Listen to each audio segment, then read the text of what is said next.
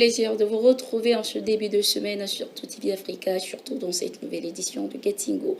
Bienvenue à tous. La France met fin aux difficultés rencontrées par les pays de l'Alliance des États du Sahel, AES, notamment le Mali, concernant la reconnaissance de leur passeport par les représentations diplomatiques françaises.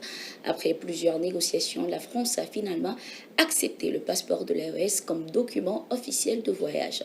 Selon les informations concordantes, les services diplomatiques français ont émis un avis favorable après examen du document. Il y a quelques semaines, rappelons-le, les détenteurs maliens du nouveau passeport s'étaient inquiétés de sa non-reconnaissance par la France et dans l'espace Schengen. Le consulat français au Mali avait justifié cette situation par des raisons administratives. Cette décision avait alimenté les craintes des ressortissants des trois pays et suscité de nombreuses interrogations. Pour rassurer la population, le général Assimi Goïta, président de transition du Mali et président en exercice de l'AES, avait assuré que toutes les dispositions étaient en cours pour garantir la libre circulation des personnes et de leurs biens. Rappelons que le passeport de l'AES a été mis en circulation le 29 janvier 2025 suite au retrait officiel des trois pays sahéliens de la CEDEAO. Direction l'Afrique centrale, le président togolais Faure Gnassingbé a été confirmé comme médiateur de l'Union africaine dans la crise qui secoue la République démocratique du Congo. Il remplace ainsi le président angolais João Lourenço qui a renoncé à cette responsabilité il y a quelques jours. Sa nomination a été annoncée ce 13 avril 2025.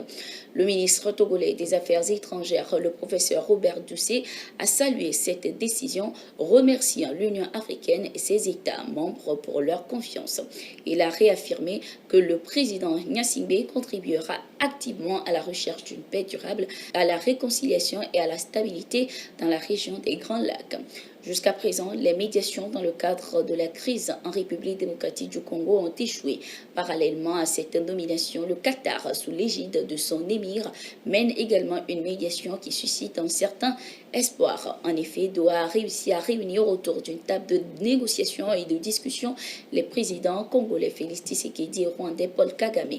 Les pourparlers entre le gouvernement congolais et le groupe rebelle M23 ont également repris depuis le 9 avril. Toutefois, aucune décision concrète n'a encore émergé pour stabiliser l'est du Congo. Rappelons que le M23 soutenu par le Rwanda continue de semer le chaos dans cette région. Au Gabon, Brice Clotaire Oligui Nguema a remporté une victoire écrasante à l'élection présidentielle du 12 avril avec 90,35% des voix. Le tombeur d'Ali Bongo est ainsi élu pour un mandat de 7 ans. Pour les analystes gabonais, ce résultat n'est pas une surprise. Désormais, tous les regards sont tournés vers ses promesses de relance économique et sociale. Les Gabonais espèrent un nouvel élan pour leur pays sous sa gouvernance. Après son élection, Brice Clotaire Oligui Nguema a reçu les félicitations de nombreux chefs d'État, dont le président français Emmanuel Macron. De son côté, Ali Bongo, l'ancien président déchu, a lancé un appel à son successeur. Je ne peux qu'implorer le prochain président de penser aux miens, notamment mon épouse et mon fils, toujours incarcérés injustement. Je me propose d'être un sage pour les nouvelles autorités garantes de la démocratie dans ce pays auquel ma famille a tout donné, a-t-il indiqué. Au Tchad, le gouvernement a radié 2 officiers des forces de défense et de sécurité ce 11 avril 2025 pour faute grave, selon un décret présidentiel. Parmi eux figure le général Abderrahim Bar Mahamat Itno, cousin du président Mahamat Idriss Déby Itno. Les détails sur ces exclusions n'ont pas été communiqués. Mais parallèlement, le sous-lieutenant d'Ibrine Tidiane Abbas a été rétrogradé dans le cadre de cette opération de discipline militaire. Rappelons que ce n'est pas la première fois que le général Abderrahim est sanctionné. Ancien conseiller à la défense nationale sous le président Idriss Déby, il avait déjà été suspendu avant d'être réhabilité en mai 2021. Rappelons que ces mesures interviennent dans un contexte de renforcement du contrôle des autorités sur l'armée, pilier de la stabilité nationale. Au Sénégal, à présent de cette édition de Getingo, des centaines de personnes ont défilé ce 13 avril 2025 pour exprimer leur soutien à la Palestine en guerre. Les manifestants ont dénoncé les violences israéliennes à Gaza et appelé à la solidarité internationale.